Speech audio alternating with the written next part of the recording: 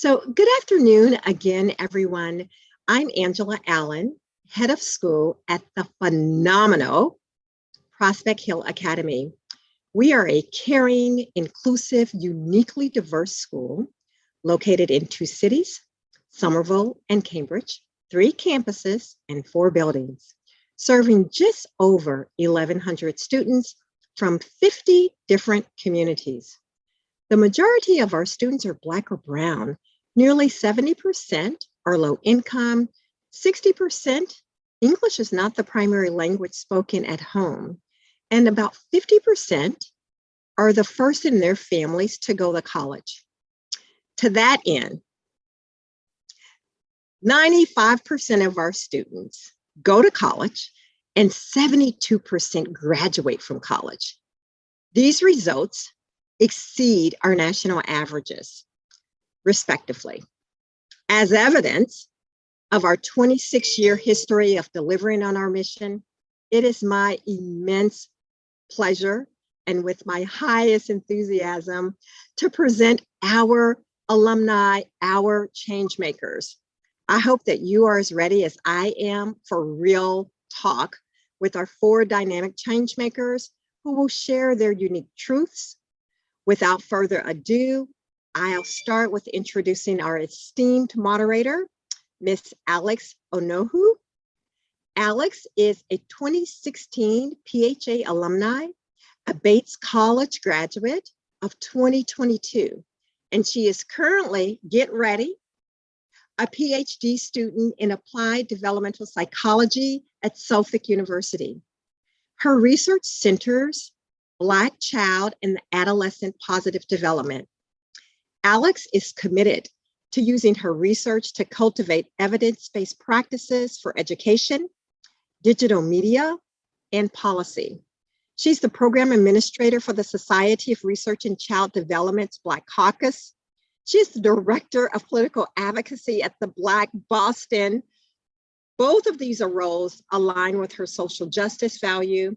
Her scholarship and political advocacy efforts have also been featured in the Boston Globe, the Progressive, WGBH, Al Jazeera, and more. Without further ado, I'm going to turn it over to Alex so that she might introduce you to our other four amazing PHA change makers. Thank you. Thank you, Dr. Allen, for that spectacular intro. Hi, everyone. Thank you so much for attending our panel, Alumni Changemakers, using our PHA experiences to enact social change. Again, my name is Alexandria Noah, and I'm representing PHA's class of 2016, and I'll be moderating this panel. I'm super excited to be in the presence of amazing changemakers from our PHA community. In this panel, alumni will share their narratives and what has led them to successful careers.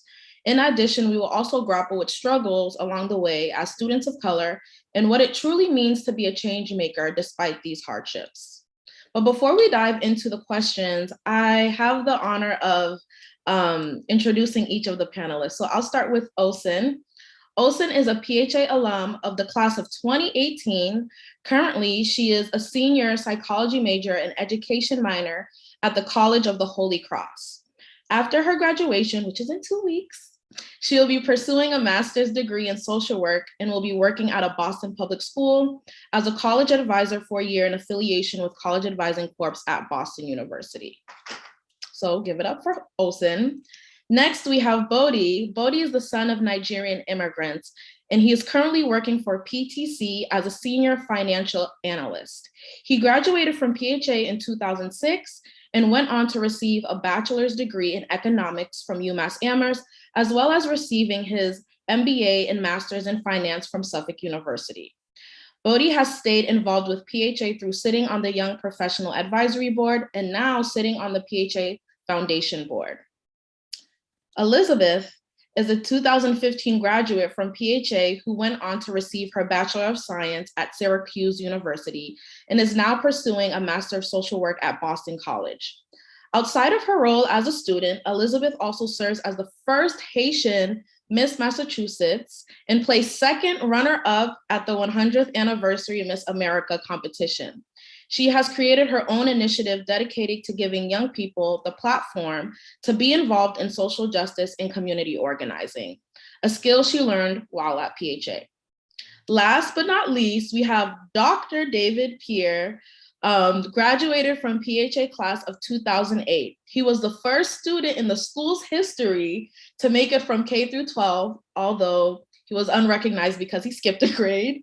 Currently, he works as a principal engineer and program lead at a research and development government contractor. So these are our panelists. I'm super excited to talk with you all. Even just reading these bios, I'm super inspired. So we'll start off with our first question. Can each of you talk a little bit about what you are currently doing and how your education has prepared you to be in your current role? And I'm going to start off with Olsen for this question. Hello, everybody. I hope everybody's having a great day. So for me right now, I am a senior at College of the Holy Cross.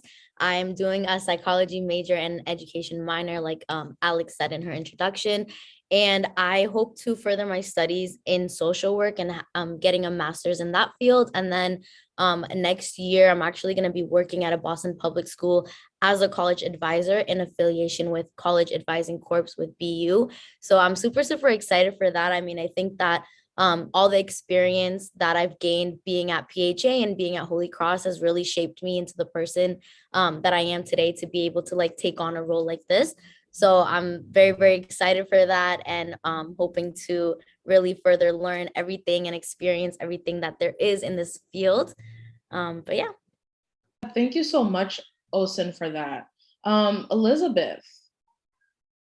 Yes, hello everybody. As Alex said, I'm currently a student at Boston College and also Miss Massachusetts and also working at a nonprofit. So my life is kind of all over the place, but I think one thing that is kind of a common thread in all of those things is the social justice aspect of work that I really enjoy. And I think that that's something that I gained at PHA, just being surrounded by so many people who were passionate about specific causes and weren't afraid to say anything and stand up for people, whether it was themselves or the people that look like them or other people or the groups of people. And so that was something that I think carried me through all of my years past PHA and that I continue to kind of do work in currently.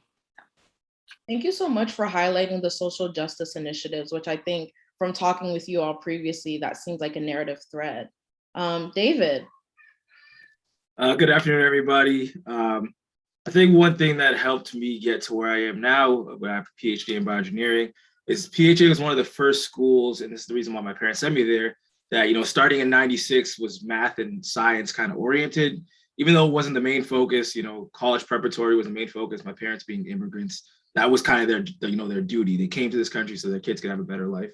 So in that mindset, that kind of propelled me into a math and science kind of heavy background, where I went on to do engineering, and now I'm an engineer now. PHA, again, was one of those schools that, you know, focused on teaching kids how to use a computer at a very young age, programming, and it kind of stuck with me. So now I do a lot of programming, even with a lot of data analytics and a lot of other engineering, mechanical engineering aspects. So that's how I got here now. Thank you, PHA. Yeah, thank you so much for highlighting that correlation of like math and sciences being important and PHA kind of starting that avenue for you. And Bodhi. Yeah, so I work in a corporate finance for a tech company, and I think education is like a major role in it. I went and got my master's degrees so that I can sit in this role and hopefully move up further up the ladder, hopefully CFO level. But like the cornerstone of my education is PHA. I've been with PHA since '96, since it started. Came in third grade, and one thing that it was just two things that I got from PHA. Well, two things I'll highlight. I got a lot from PHA, but two that I'll highlight here is the work ethic. I remember being in the Boys and Girls Club and my counterparts at other public schools not having as much work as I got from PHA. So that was definitely one thing that PHA did, was providing us with a lot of work, which helped me in my career to take on a lot of work and not be stumbled by it or anything like that. And then the second thing would be looking at bigger issues and being able to, I guess you can say, like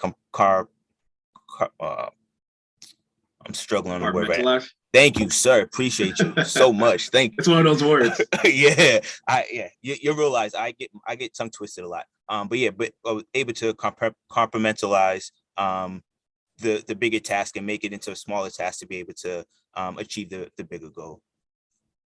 Thank you so much for sharing that. And I can relate to you in terms of like PHA. I don't know, all of us can relate in terms of homework and just extra things to do, but has its benefits.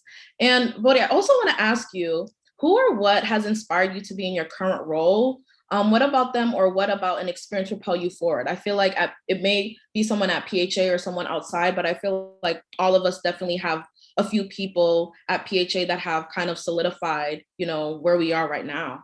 Yeah. So I have 3 people that I like to highlight. First person is my mom. My mom worked in the financial services industry. She worked for Fidelity for like my whole life. So just being able to see her doing a 9-to-5 and just be able to ask her about the financial services industry. That's the industry I initially started off in. I was in the financial services industry for about 10 years and just last month moved into the tech world. But she would be the first person. The second person would be my 11th grade math teacher. He kind of helped me to embrace the love for math, because I was always good at math, but I kind of just took it for granted. And he was able to kind of instill the love for it and have me embrace the fact that I was good at it. I think it also helped the fact that he was Black as well. And he was just stern. Like I feel like I just had a different relationship with him than I did with other teachers that I had at PHA. Not to say any of the other teachers at PHA are bad or anything like that. They're amazing, but it was just a different connection that me and him had.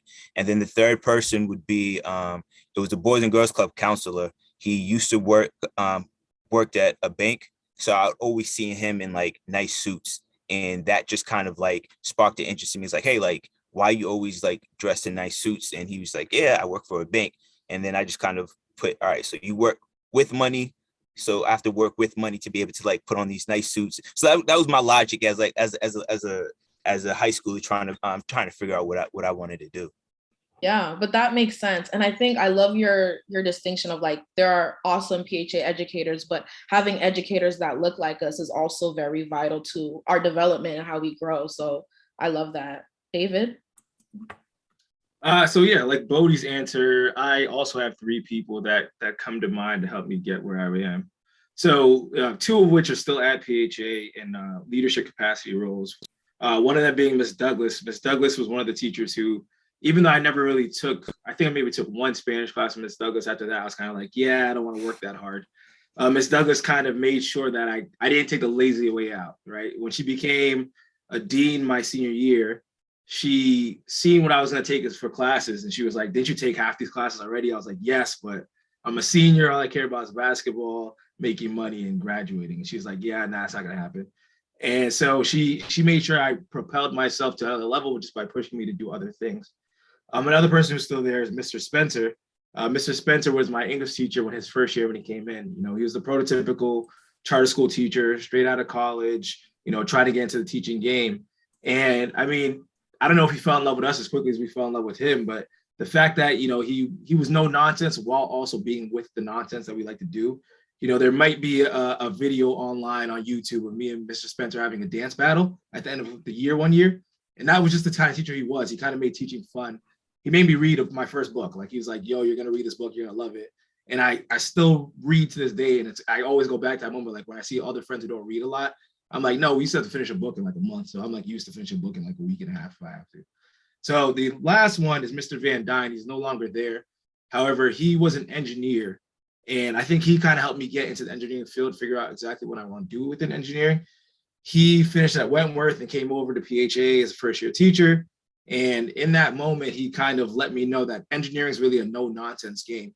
If you think that you can kind of sleep through class and mess around with your friends and think you're still going to get a great grade and get a great job after with engineering, he quickly let me know that wasn't going to happen. He kind of like set me straight in a way of understanding that there's a time for friends and fun, and there's a time to get the work done.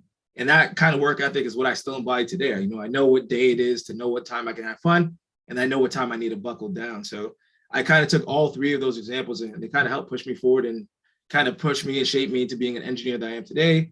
A guy who likes to work hard, also likes to have fun, and potentially become a teacher later on in the future. Yeah, I think that balance is like so crucial, especially as change makers and trying to make an impact. And I'm definitely going to search that video of you and Mr. Spencer.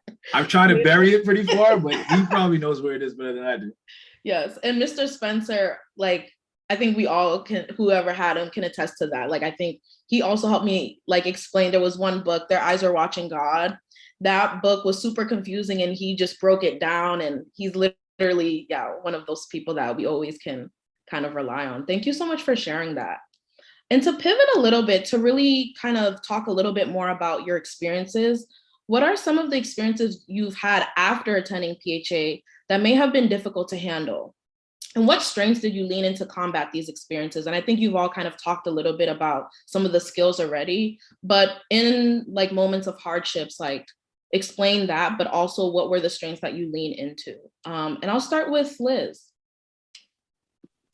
Yeah, I can kick this part off. I think PHA is kind of all that I've ever known. I'm almost a lifer, not quite. I started in the first grade, so I just didn't do kindergarten. So I'm basically kind of there. I give myself the title. But yeah, I was there from first grade to 12th grade, and everyone who knows PHA knows that it's an incredibly diverse place, mostly Black and Brown students. When I was there, mostly Haitian students. I am also Haitian, so I felt like there was a lot of community. And I also grew up in the projects of North Cambridge and the Jefferson Park housing development. So again, there was people that always looked like me, and I was always surrounded by people that looked like me.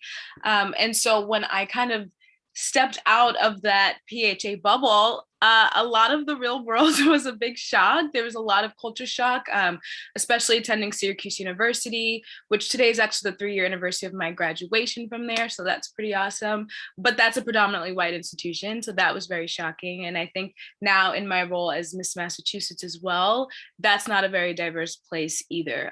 For the first 30 years of the Miss America organization, Black women weren't even allowed to compete because we weren't considered beautiful. But now in its 100th year, I got to represent Massachusetts. And doing so, as you mentioned earlier, I was the first Haitian woman to get this title, but also the second Black woman. Our first Black Miss Mass was in 2018. So, we're kind of making strides and making differences, but clearly for me, the lack of community was something that was hard to deal with, coming from a place like PHA where community is so huge, right? We were talking about that, the family, the PHA family that we have. And so I just kind of made it my mission to continue to open doors for more young women, to make sure to go to communities where they may not see a Miss Massachusetts, where they may not see a Black woman who is being successful and is happy and isn't just like struggling in every sense and every definition and every stereotype that people always see about Black women. And I think that the education that I got, specifically in women's and gender studies class that I took with Miss Fritz, that's like one of my favorite classes that I ever took at PHA. It really opened my eyes to what a powerful woman looks like and what community organizing looks like. And during my high school experience at PHA was when Trayvon Martin was murdered. And so our class organized a walkout and a protest and got hundreds of students from across Boston to join us in the rain, in the pouring rain. And so there were so many skills and tools that I learned at PHA about how to bring community together. And so that's kind of what I've spent my time as Miss Mass trying to do, especially with young people. So I like to go into schools across the state and do power workshops and help them know that their voices matter and that social justice is a place that they can be in, because no matter what, they have to live in this world and they deserve the same opportunities that other young people do. So I love that. And I resonate with that so much. I think being at PHA, especially as a woman of color, like there's a lot of us. And then when you go outside, that's not the same case, but leaning into those strengths about how do you find community or how do you facilitate joy? Like, I think that's really important. I also remember that protest in the rain as well. Thank you so much, Liz, for sharing. Pouring rain. Right. Olsen. Yeah, so I mean, similar to what Liz talked about, stepping outside of PHA, very, very different. Like I remember getting on campus, seeing all the white folks and being like, so what am I doing here? Like where do I fit in? Why am I here? And just going throughout the college experience, it was really hard. I mean, even my freshman year college roommate, there was one day where I was filling out FAFSA, and she didn't even know what it was. Like she was like, oh, well, what are you doing? What is FAFSA? And I think that was like the point where I was like, wow, like I am really at a school where people are so much more different than me, not just in race and color, but also in socioeconomic status too. Like I was going to school with students and kids that had parents that can afford like 70K a year and didn't even know what FAFSA was. And that was like a huge, huge shock for me. But also like being, as Alex said, a person and a woman of color within a PWI, not very easy. You're always seen as kind of less than, and your opinions aren't as valued. People automatically, when you're working in a group project setting, there's a bunch of white men and then it's you and maybe one other person of color, and your opinions are not really taken into consideration. And all those different kind of experience that I've had. And I think for me to really, really get over that, I again leaned on the experiences that I had from PHA of building a community, right? Because when a community that is not there for you or space is not created for you, I think for me, it's like, it's my job, it's my place to now create that community for myself and for others. And I think that because I had that very like rendering background from PHA, that we were all so close, all such a tight community. And no matter what, like in times of need, we were all there for each other. That kind of sense of being allowed me to now create our Holy Cross, like this amazing, amazing step team that I'm the co-captain of. I didn't create it, but I am leading it as of right now with also another woman of color. So it's just stuff like that that has allowed me to create that space for not only myself and others, so that people that are coming into environments like PWIs that are people of color can have a way better experience than I did. Yeah, thank you so much for sharing that. And I think for you and Liz, I think it's really about creating your own spaces. Like that's what I'm hearing. David. Yeah, so I guess to echo the same sentiment, right? We all came from tight-knit PHA families. Some of us, lifers at PHA, so all we know is PHA. So, around the time I was at PHA, I know Dr. Allen's numbers are, I think it might be a little different. I think when I was at PHA, it was maybe 90% minorities. So for me to go to 90% minorities, which become the majority, to then go to a PWI, which is a tech school in Worcester, and it'd be all 90% white, life flipped on its head for me. And I was shell-shocked, culture shocked, to the point where I locked myself in my room probably for the first trimester. So at that point, 7.5 weeks or so. So no one knew me and my roommate were there. We both came from PHA. We were both Black males. And we were like, yeah, I don't know if this is a school for us, right? We're thinking about transferring. How do we end up at this place? But, the numbers on the school look amazing. WPI, if you graduate from WPI, you're 90% chance you get a job that pays at 6 figures at some point in your career. 90% chance that everyone wants you at their company. All these great numbers, but, WPI was like, what's the rate of success? 50%. Most kids fail out. Most kids in minorities leave, because at some point there's no representation. So one thing that helped me get through that was the PHA community. The first break I had, I came back to PHA. I talked to Miss Uris, who was the college counselor at the moment, and she was like, yo, you can make it. Talk to Miss Douglas, talk to Mr. Spencer, talk to anyone I could, honestly. And that's when it kind of hit me too. There are other kids at other schools around Worcester who are from PHA, who know exactly what I'm going through. And we all could kind of get together and still talk about things.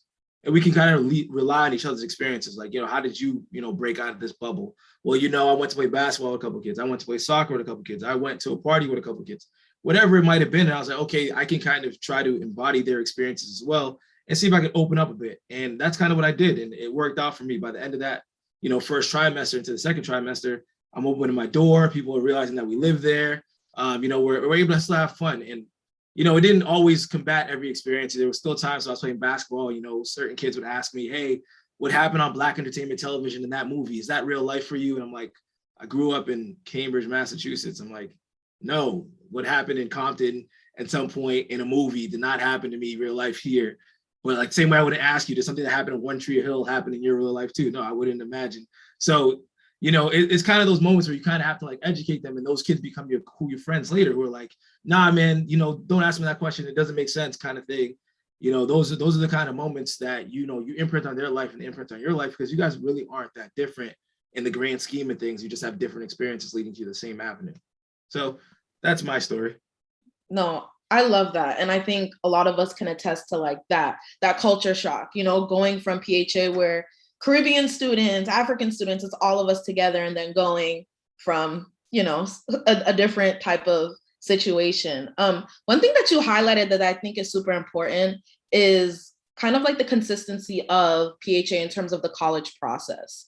It's like, it didn't necessarily, it's like, I don't know about you all, but I still like got text messages. I still like was getting emails saying like, do you know that this person is here? And I think that's one of the things that you're highlighting, in that, you know, you can still find PHA community, even though you're at different schools, but it's like, you have to kind of have to take that initiative. But during the college process, it's like they'll get you in, but it's also what comes after that, and what does support look like after that?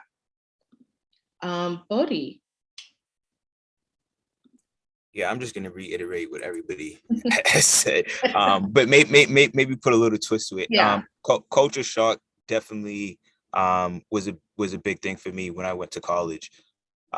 My graduating class at PHA was less than 20, and I went to UMass Amherst, big party school. So it definitely was a big culture shock. And I think the strength that I leaned on is the same strength that everybody else leaned on, which is like a sense of community and family. So what I did at UMass was I found my own little community there, and made that my family. Yeah, made that my family basically, and leaned on each other to get through difficult times at UMass or at college in general. So yeah, that was one thing. And then the other thing was networking. And this was more so for when I started my career. I was started off, like I said, in financial services, and I was in operations for the longest time, and trying to break into corporate finance. I kind of hit like a wall, and through PHA and just like knowing how to like network with like people in general and learning that skill from PHA, I was able to like network at my previous company, and luckily got paired up with the controller of the company and was able to build a really good connection with him. And I think because of that networking and that connection I built with him, I was able to break down that door and get into corporate finance. I find that interesting. I'm also curious, Olsen, David, and Liz, like in terms of networking, how do you think PHA has also helped you kind of, if they have helped you kind of navigate that skill of like how to network? Yeah, I mean, I think from a very young age, I mean, at PHA, there's so many different opportunities that we're introduced to, like outside of that just academic setting. And I think just that, like being introduced to like science club for girls at like 6th grade, and then the possible project at 10th grade, and doing all these extracurricular things outside of PHA as well, but was introduced to us by PHA, has really, I think, helped me like be this super outgoing person that I am, and like be able to talk to or connect with anybody. And I think that, you know, that's a skill that might be, you know, very, very particular to PHA students. That might sound a little biased, but I think you can basically tell when you went to PHA or you didn't, because we have this like, and I think it comes back from that sense of community, but we have this thing inside of us that can build, like it can help us build connections with basically anybody, like whether that be a community organizer, that be a different leader, different professional, inside and outside our field. I feel like there's always something that you can talk about and have a connection with somebody else, especially maybe that you guys are even different colors, but same mindsets. I think that PHA has definitely given us opportunities to be introduced to like a wide range of fields and different networks, so that we're able to like build those skills early on. Yeah, thank you for sharing that. Yeah. So to add to what Olsen had said as well, PHA back when I graduated 08. So back around that time, PHA wasn't the PHA that you have now, right? PHA now is consolidated to 2 buildings right next to each other. At one point, we had to walk from building to building to building all throughout, Cambridge near Central Square. And in that, you don't naturally notice it, but you're networking with the people at Area 4. You're networking with other kids in Cambridge just because you end up at the same programs. PHA's, PHA, what PHA didn't have, they didn't shy away from and say, oh, we don't have that, it's over for you. No, PHA said, hey, we found out that there's another school in Cambridge has an opportunity. You're allowed to go there. We'll help you with the interview process. We'll help you with this or that process. So for me, I ended up at Upward Bound to help me get ready for the college experience. And that was typically open to kids who went to Ridge and Latin. However, PHA was able to kind of talk to them, say, hey, we're a college preparatory equivalent. Can you get him into Upward Bound? And they're like, yeah, let's do it. Here's the process. And they helped me with the whole process. Other students did the Harvard programs. So PHA doesn't shy away from what they don't have to say, hey, we're not going to help you. They just like, no, here's how you build a network. Here's how you get to this next process. And they just keep helping you through it. Yeah, I love that, David, because it's like, I also think PHA has helped us create our own opportunities, right? Like if it's not there, we're gonna find a way to get it. We're gonna find a way to do it. So I love that. Liz. Yeah, same thing. I think one specific thing that PHA introduced me to back in like the 7th or 8th grade, there was like City Year had this program for young people called City Year Young Heroes, and I was just encouraged to apply for it and got into it. And every Saturday I would spend about 5 hours volunteering with City Year at a different place in Boston. And then they would have a curriculum and teach us like different public speaking skills and all these other things. And like while I was in it, I didn't realize the impact that I was making on like the Boston community and the Cambridge community, but just the impact that would have on me and my ability to speak in front of people, my love for community service and volunteering now. And so that was something that was introduced to me through PHA and like a skill that I continue to grow on every single day. So just kind of reiterating what everyone else has said, PHA kind of makes it a priority to introduce you to things outside of just the bubble of PHA, while still letting you know that you are supported and when you are in those different arenas. Yeah, thank you so much for that. I have one more question, and I think I'm going to open up to Q&A. What advice do you have for PHA students as they continue their PHA journey? Considering like your reflections, some of the experiences you've had, like what would you tell a current PHA student? And we can start. Yeah, David, you unmuted, you're ready. Yeah, so I guess I'll take a different, spin on this question. Yeah. Because again, with us getting ready for this meeting and talking to one another, I found out a lot more about PHA that I thought I knew mostly about already, right? Mm-hmm. So I would say from my time, from 96 up to 2008, and now from 2008 to 2022, PHA is blowing me out the water. I'm like looking, I'm like, whoa, everything I think, I'm like, oh, PHA, you need to work on this. PHA is like, oh, we already got it. I'm like, whoa, okay. I'm like, all right, we'll work on this. We already have it. I'm like, oh, this is amazing. Like, okay, this is a place where I could see myself sending my kids to, because, like who wouldn't want, program for kids starting, at kindergarten up? Who wouldn't want engineering kids for their students, for their kid when it's an elective course, to figure out, hey, do you actually want to be an engineer or not want to be an engineer, right? There's a lot of things that as parents, we naturally put on, or even as adults, we put on younger people. Hey, to get the most money, you have to get this job, this degree, this and that. So you kind of put those in their heads and they're thinking, okay, I need to be successful. I need to do this. And PHA is showing them like, hey, this is what you could do with that skill. You don't necessarily have to go the traditional route. You can go this way or that way with it. And then we can show you how you can get into college with that experience. We can show you how you can use this experience here to, exceed beyond college. And to me, it's like, I don't really have much advice to give you if everything I'm ready to say, you're already checking the boxes. Yeah, thank you for sharing that. I mean, I agree. I visited PHA like a month ago, and I was like, the college preparatory office just looks different and so many different programs, and it's really great to see. It's like, that progress. Bodhi. Yeah, advice for students. Much of what David said, it was different time from when I graduated, and I had my little brother. I helped coach their basketball team.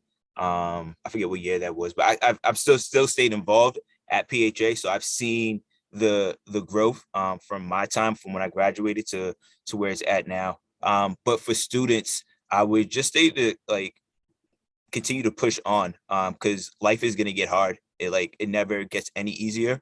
But you just kind of have to have the mentality of continuously just pushing on and continuing with whatever your purpose, whatever you find your purpose to be, and continuing to push towards that and use that as a core to like recenter yourself when things seem to get out of balance.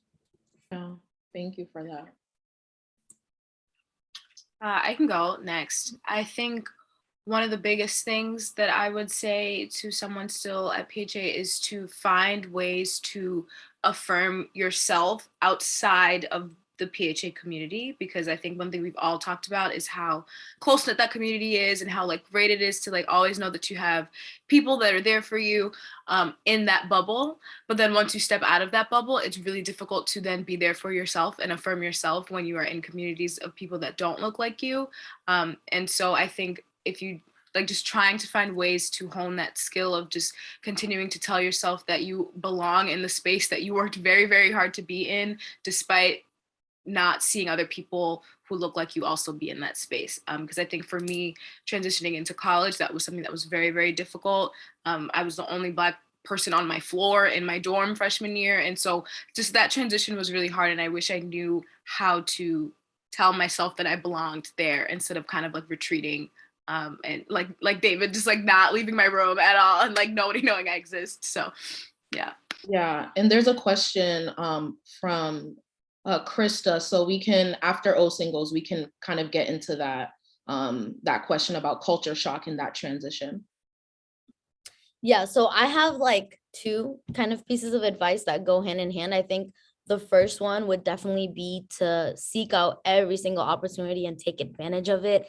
I mean, like we already mentioned, PHA does that at an early start. They introduce you to the opportunities, but I think it's really up to the students to take those opportunities and make them your own. And this can even help in college when you're getting so many different clubs and activities and teams thrown at you. You're now able to determine, okay, this is what I like, this is what I don't like, or I might try this out. So to see if this fits, who I am and what it is that I want to do. I think that seeking opportunities, like I think that is one of the biggest things that has helped me get to where I am, because I have stuff on my resume that I could put since like the 6th grade, and I think that attests to a lot of still PHA's amazing work with that. And then my second piece of advice that is actually relating to Dr. Allen's question in the chat is I think that PHA would be able to do a better job within personal development for young students. And I think that this, when I say personal development, I'm talking about like development within yourself, like sort of what Liz talked about with like affirmations and believing that, you fit in, or that this is for you, right? Just because you're different doesn't mean that this is not a space for you. And I think it's just allowing our students to really build that within themselves and giving them guidance and support within that, because then when they move on to college, they're going to be so sure of themselves and what they have to offer the world, that there won't be a question of, oh, do I fit in or this or that? It would just be, okay, I'm here and I'm here to make my mark, whether anybody else wants to see it or not. Like this is for me, and this space that I'm creating is going to be for me and others that look like me. So definitely seeking opportunities and then personal development. Yeah, thank you for highlighting that personal development. And Liz and Olsen, you already kind of touched on, this culture shock. I'm curious to hear from Bodhi and David. Is there something that you wish PHA or your college had done to better prepare you in the culture shock you may have experienced? I'll jump in first. Yeah. So I'm not for PHA, how they could have helped with the culture shock. It's tough because like my culture shock was more so just from being at a small school, like a really small school, to being at a really big school. And like I only can think right now, best way to help with that is to be a really big school, which I don't think it's for PHA to do. And I think because PHA is so small, like that's its strength. So I don't think becoming a bigger school is going to bode well for PHA. Like I think its strength is just the sense of community that you have because it's so small. But I guess like in the sense, just like maybe having some courses where you kind of get an idea of like what college will be like at bigger schools. Things to just kind of like be on the lookout for. Parties, drugs, all that stuff, just kind of having like a good notion of what's potentially to come, and things to avoid. And in terms of college, I mean, I think having like BSU's Black Student Union, like that was helpful to find like my small community of people. But yeah, if that was helpful. I felt like I was just rambling a little bit. No, I think that was great. And I think the last point that you touched on is like coming from high school to college, like where do you find your multicultural center? Like where are the resources there? So I think that's really important. David?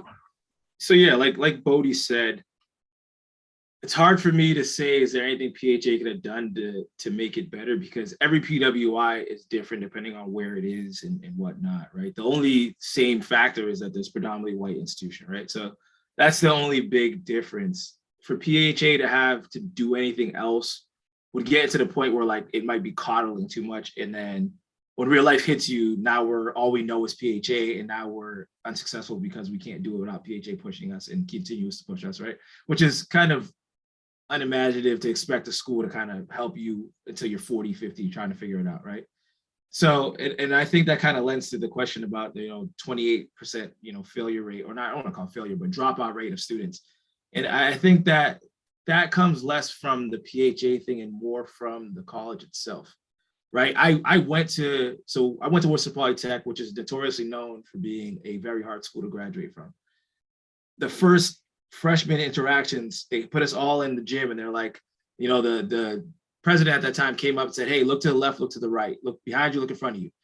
Three of the five people you can probably see, or two of the four, I think it was, they won't be here by the end of the year, right? So sometimes it's the school knowing that, hey, we're just going to try to weed people out by giving them more work than they can handle, or giving them harder work than they've ever seen, kind of thing.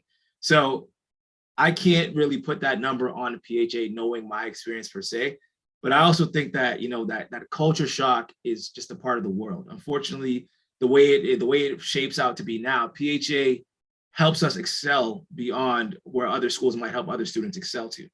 So when that happens, we end up in a place that unfortunately is just typically predominantly white dominated. So when we get there, PHA can't be like, hey, we helped you for success.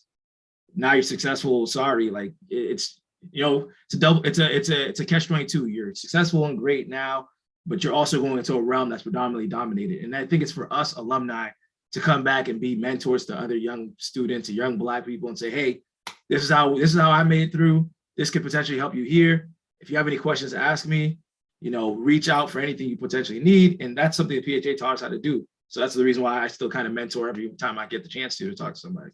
Yeah, I think that's really important. It's like PHA, the role that PHA has is to maximize the full potential of students, but we have to name the system that's within higher education, like predominantly white institutions, and not having proper funding for multicultural centers. There's so many other things that play a factor into that, that statistic. So I agree with you, and I see that, Olsen, you also agree. Did you have any other reflections on that?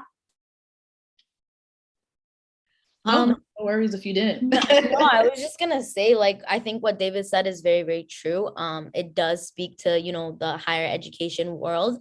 And I think that it's important even to do the work of like figuring that out for yourself. And then, like David said, coming back and being that mentor that PHA has literally instilled us to be. Like, I think there's so many, like I said, different opportunities that has allowed us to take a part in that leadership role, that initiative role, that we're able to now take our experiences and do that within the college settings as well. And I think that just attests to PHA's background once again. And it's not something that PHA specifically has to like do something particular to fix, but it's definitely more of like okay, us, and let's work with the colleges and let's see what our students are needing. And I think it just talks to the education system in general.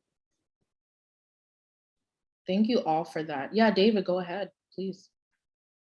Yeah, I'm sorry, but to add one more part to that, because it just made me think about, the teachers at PHA. I think one thing that, you can construe it one way or the other, you can make it a good thing or a bad thing, or however you want to paint it. PHA's teachers care. PHA is from a fostering development point of view. They're like, we want to see you do your best, as Olsen has said. So when those teachers care so much, it's like, hey, you're not doing your work. Hey, you're looking like you're in jeopardy of failing. Hey, we see your grade slipping, right? PHA, like Bodhi said, Bodhi graduated class of 20, I graduated class of 50. And like, they were pushing us. Like I said, Miss Douglas pushed me to do better because she can notice certain things. When you get to a larger school like UMass Amherst, I went to a small D3 school, so I couldn't imagine what Bodhi went through. Teachers don't run after you. Hey, you didn't handle your homework, your money, your problem.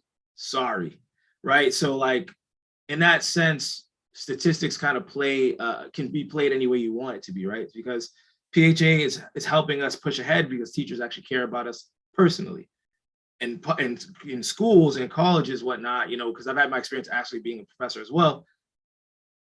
You're just a number. I have, 100 other kids I got to worry about them getting their exams.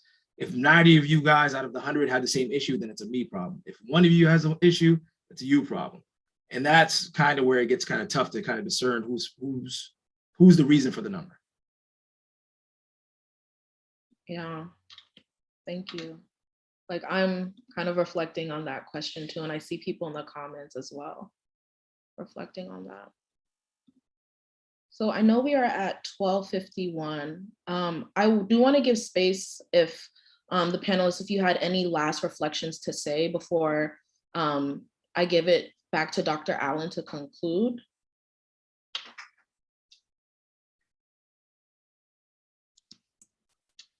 Yeah, I'll make a quick comment. Well, first of all, I think PHA is a great institution. So I just want to say that first. Owe a lot of who I am to PHA. But just kind of like after just hearing the last question, hearing you guys talk about it, I think one thing we got to kind of remember is that there's going to be like challenges in life that like PHA is not going to be able to resolve for us. Going college and like after college and stuff like that. So I definitely do think it's important to help the students at PHA get an understanding of who they are, kind of like what Olsen was saying.